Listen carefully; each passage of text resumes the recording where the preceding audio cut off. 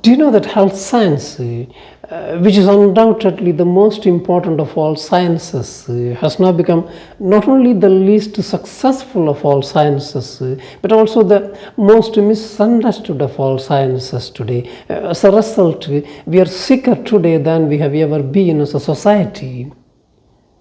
Do you know that 8 out of 10 die today not becoming old but becoming sick with one or the other chronic illnesses becoming acute in the end, unable to be treated, unable to be cured or corrected? Do you know that 90% of hospital visits today are for treating chronic conditions? Blood pressure, blood sugar, blood cholesterol, asthma, allergy, osteoarthritis, autoimmune diseases, idiopathic conditions, cancer, kidney failure, coronary artery diseases, and so on and so forth, for which conventional medicine doesn't have a cure, it only has controls. As a result, they become acute in the end, and we succumb to these conditions and die. If biology is physics and chemistry, if life is matter and material interactions, as science wants us to believe, why is allopathic medicine the physicalistic, chemicalistic, mechanistic, reductionistic paradigm, an abysmal failure in treating chronic conditions, chronic illnesses? Science and technology today is so advanced, so mind-bogglingly advanced, that electronics and aeronautics today operate at 6 sigma standard, which is 5 mistakes per million, whereas the all-important health science is set to operate at 2 sigma standard, which is 5 mistakes per 100. America spends $5 trillion on healthcare, which is the highest by any nation in the world, yet it is 32nd in the world health index. India is the birthplace of Ayurveda, humanity's most ancient text on life. We called ourselves as the pharmacy of the world. We are 122nd in the world health index. Elon Musk, the Tesla tycoon, talked about interplanetary colonization and terraforming of Mars, which is oxygenizing the Mars for human habitation, where there is no oxygen in the atmosphere at the moment. But he's unable to fix his Asperger's syndrome, which is an autistic disorder, a chronic illness which he suffers from for many years, and in his own admission he's being medicated for the same. An American physician recently said during a debate that the biggest drug addiction in the world today is not for street drugs but for prescription drugs. As a result, iatrogenesis has now become the 3rd largest killer in the world, which are medicine-induced, hospital-acquired, doctors-derived. It is therefore very important that we reduce medicines first and foremost and be less medication dependent, because all medicines are enzymatic inhibitors, which means they reduce the enzyme activities in our body, but all biochemical reactions that are required to sustain and support life are catalyzed only through enzymes. Technology and pharmacology are excellent for acute diseases, infectious diseases, surgeries, heart attacks, accidents, trauma care, and a host of other conditions, but not for chronic conditions, not for chronic illnesses. Chronic illnesses are a class apart. They are very different and very difficult to be tackled. Conventional medicine certainly has made tremendous strides in human lives with life-saving technologies and life-extending pharmacologies. We have nearly doubled our life expectancy in the last 100 years, and in the last 1500 years, we have nearly tripled our life expectancy, which was around 30 to 35 then 1500 years ago, which is around 80 to 85 now, which means we have nearly tripled our life expectancy in the last 1500 years. If there was no insulin, millions would have died of diabetes. If there was no penicillin, millions would have died of different bacterial infections. If there was no cesarean, millions of mothers would have died on pregnancy. The list can go. One can go on and on listing out the achievements, technological and pharmacological. But chronic conditions are a class apart, as I said before. There are changes in the software of our body. To use a typical computer language, it is a change in the firmware of our body. Firmware is a software that comes embedded into the hardware, which controls all the other applications that we subsequently load into the computer. It changes the settings, the set point in our body, which needs reset, which needs resettings. The belief that diet and exercise could keep us healthy is no longer valid. Meditation and yoga are also not helpful either, for some reasons. An American physician said during a debate that yoga these days has become kind of an aerobic exercise rather than producing transcendence, which it is intended to. Yoga originally was intended to achieve nirvana or enlightenment. Entering into an altered state of consciousness or higher state of consciousness, entering into a higher state of consciousness for transcendence or for therapeutic benefits is something easier said than done. This is why some yoga centers are now resorting to exogenous intervention to produce the effect in the body rather than endogenously inducing the body to produce the therapeutic effect in the body. But meditation, in my view, is comparatively less difficult if done in the right way, understanding the science behind it. It can certainly detoxify the toxicants of your body, on the science of which I myself wrote an article in the Hindu 11 years ago, which is still there in the Hindu archives, available to their subscribers.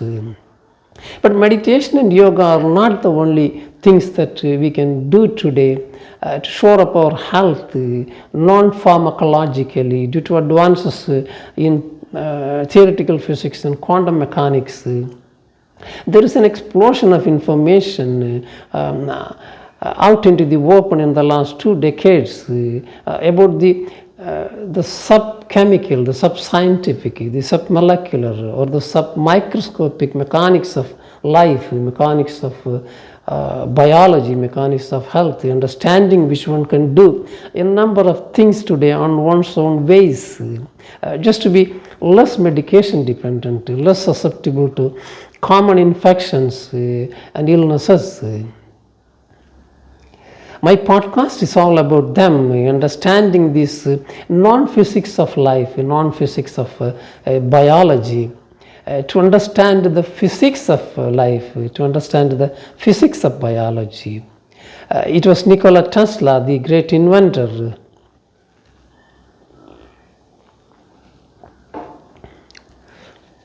It was Nikola Tesla, the great inventor, said 100 years ago that the more the science understands the non-physics of reality, the more the science will understand the physics of reality. This is more true to living systems than non-living matters, because Human health is the metabolic end product. Metabolism is quantum, metabolism is non-physical. Human health is the metabolic end product of both the objective and the subjective dynamics of life. If I am to reduce human health to a one-liner, if I make an oversimplification of human health, human health is the metabolic end product of what we take into our body and what we take into our mind. As well as these days, what we are exposed to as native and non-native EMFs, electromagnetic frequencies.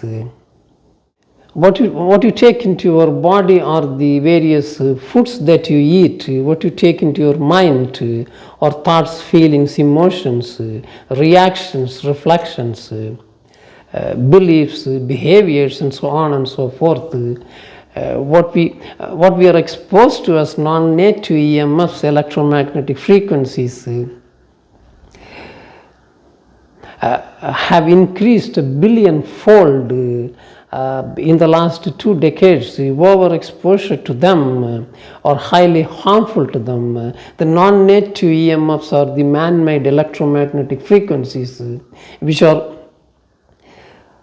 4Gs, 5Gs, the Wi-Fi's, the Bluetooth, the blue lights, which are everywhere and in everything. It is in the CFLs, it is in the LEDs, it is in your computer screens, it is in your TV screens, it is in your mobile screens.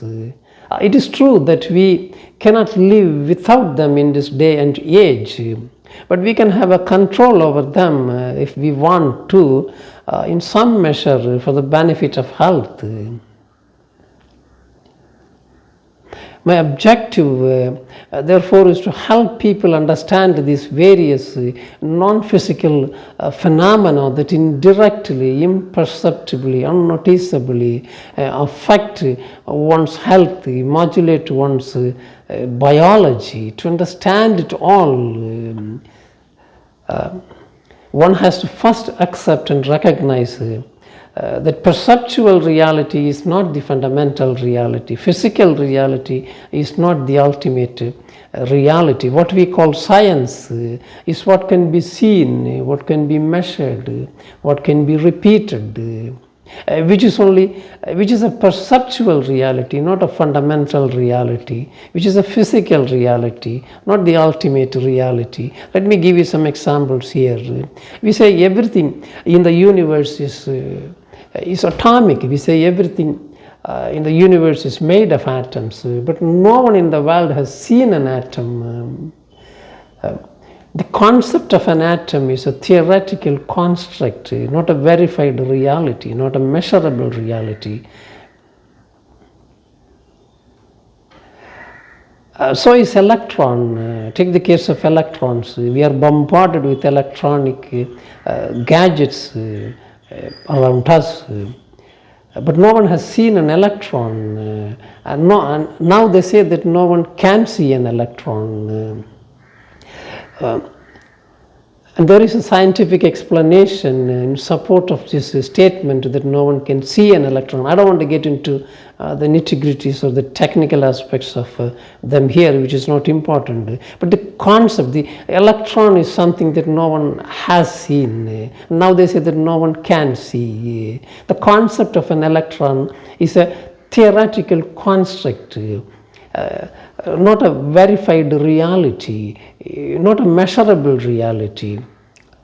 What we see are the effects of electrons. What we see are the effects of atoms, not the atoms themselves, not the electrons themselves.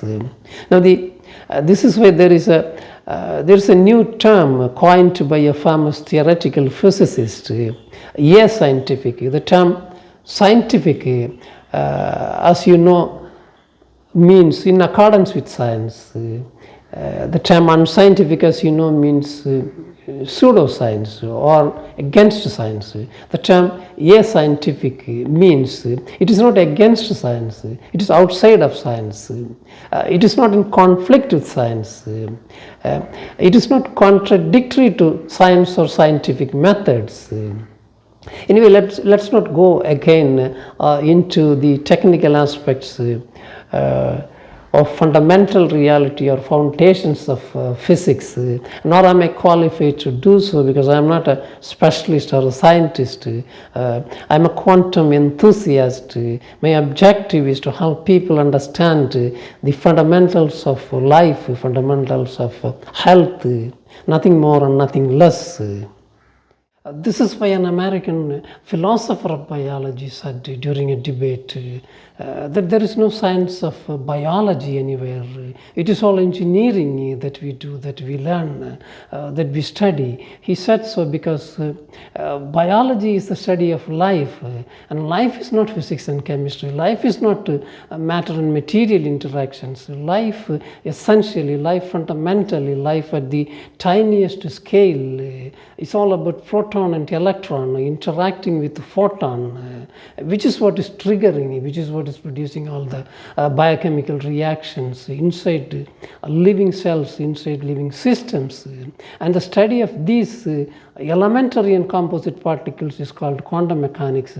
This is why there is a new field now emerging, an interdisciplinary field, which is a subdiscipline of theoretical physics. It's called quantum biology. Quantum biology looks at the movement of quantum particles such as proton, neutron, electron, photon, and so on, which are triggering the biochemical reactions inside living cells, inside living systems. But quantum biology will take a long time to become mainstream in health science for various reasons, because quantum mechanics is counterintuitive to common sense. It defies logic, it defies reason, it's against our everyday notions of reality. But meanwhile, this information, this quantum information, this theoretical information are very helpful, very useful for individuals for fighting chronic conditions, because science and technology today is so advanced that we have a phenomenal understanding of the physics and chemistry of our body. It is so phenomenal that physicists have said that there is nothing more to be discovered in physics, and that physics has come to an end, they said. John Horgan, the American science journalist, wrote a book. The title was The End of Science, by which he means the end of physics. Today we can describe our body in terms of physics and chemistry to the minutest of details. Atoms interact, they become molecules. Molecules interact, they become chemistry.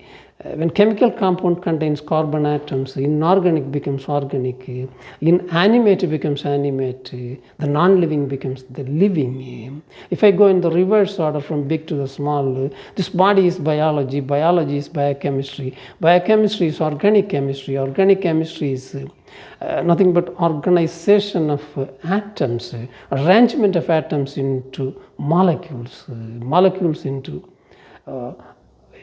cells, cells into organs, into tissues, into bones, into skins, and so on and so forth. We not only understand the physics and chemistry of our body very well, we understand the mechanics of our body too very well. But what we don't understand is the mathematics that drives the mechanics in our body, in our organs. And this is because biology is applied chemistry, chemistry is applied physics, physics is applied elementary and composite particles, which are not physical, which are not chemical, they are mathematical, they are quantum. To use a terminology we are all familiar with, informational. But biological information is not like Shannon's information of ones and zeros used in the computers and electronics. Computer information is logical, classical, algorithmic, arithmetic. CPUs are run by ALU, arithmetic logic unit. But biological information is non-algorithmic, non-arithmetic. They are quantum. Therefore, theoretical physics is the only way through which it can be studied, it can be understood. Theoretical physics has now revealed that particularly living organisms, are far more difficult to be controlled, to be corrected, even comprehended than non-living matters are, because life, being the oldest artifact on earth, has evolved to utilize more and more the non-trivial quantum effects of the quantum mechanics, which are one electron sharing, non-trivial quantum effects of quantum entanglement, quantum tunneling, quantum superposition, and so on, which are one electron sharing 6 atoms at the same time, one quantum particle in 2 places at the same time, one quantum particle in 2 positions, both up and down at the same time, and so on and so forth, which are against our everyday notions of reality, everyday experience of reality, which we cannot understand using our regular rules of logic or reasons. They can be understood only mathematically, theoretically. Life is the oldest artifact on earth, because genetic information got transmitted through millions upon millions of years, through random mutations and natural selections. We had 1 billion years to perfect ourselves and evolve. This is how we have evolved to utilize more and more the non-trivial quantum effects of the quantum mechanics. Now, as I said a little while ago that we understand the mechanics very well, but we don't understand the mathematics very well. We don't understand the mathematics very well because it is quantum. Now let me give you another example so that you will understand it better. Take the case of water. When 2 hydrogen atoms are joined by an oxygen atom, they become water molecule, H2O, hydrogen dioxide. Why would it become liquid? Why would it become solid? Why would it not become solid? Why would it become fluid? Because neither hydrogen atom has the characteristics or quality of liquidity or fluidity, nor oxygen atom has the characteristics or quality of liquidity or fluidity. So where does the quality of liquidity or fluidity come from? It's a $1 million question in science. Science is still struggling to answer this question. Water is one of the biggest mysteries of science today. This is why these days, when theoretical physicists lecture on fundamental reality or foundations of physics, physicians and doctors sit as audience in order to understand the sub-scientific, the sub-chemical, the sub-molecular, the sub-microscopic mechanics of life, mechanics of biology, mechanics of reality. This is why there are these days. Biotechnology research centers, particularly in the US and UK, which are being headed by theoretical physicists, under whom biochemists, cell biologists, and molecular geneticists work in an attempt to find solutions to life's biggest insoluble problems, such as cancer, kidney failure, coronary artery diseases, and so on, which still remain a riddle to regular medicine. So they sit down to understand quantum physics and theoretical physics, because quantum physics is the basis of all physics. Quantum mechanics is a theory of everything. It is the most successful theory ever in science. It is the most accurate description we have of nature today. Quantum mechanics accounts for 75% of the world economy today. Physics and chemistry are fully into the quantum. Only biology is not fully into the quantum, because quantum mechanics, as I said before, are counterintuitive to common sense. It defies logic, it defies reason. Biologists or health science being life science, biologists don't want to take chances. Quantum physics is the physics of the very small, the smallest unit of information or energy, invisible to our eyes, inaccessible by any science. Quantum biology is biology beyond biochemistry, science beyond the scientific, truth beyond the perceivable. A quantum of light is photon, quantum of sound is phonon, quantum of electricity is electron, quantum of gravity is graviton, quantum of excitation in our body is called excitons, and so on and so forth. These are not actual particles, these are virtual particles. This is because when matter reduced beyond a certain scale, beyond a certain size, matter ceases to be matter. Materiality disappears, physicality disappears, thingnessness doesn't exist. As a result, physicists cannot do physics, science cannot do science. This is where theoretical physics comes in, because physics can be described only mathematically or theoretically. Mathematics becomes the language of physics. This is why theoretical physics has always been a highly respected field. It is considered to be the highest intellectual pursuit in science, because without theoretical physics we would not have understood the structure of atoms and molecules. We would not have developed all these modern electronics and electrifying technologies around us. There will be no Android, there will be no artificial intelligence, there will be no GPS, there will be no GPT-4, there will be no NVIDIA, the largest AI company with a market capitalization of $4 trillion today. Max Planck, Niels Bohr, Albert Einstein, Erwin Schrödinger, all these heavyweight Nobel laureates were theoretical physicists, yet when it comes to theoretical biology, it is dismissed as unscientific, hypothetical, sometimes woo-woo by hardcore physicalists who still think that only the physical reality is real, everything else is illusory, and that is because scientific materialism has been the dominant worldview for the last 100 years, which is the idea or which is a belief that matter is the only substance in nature.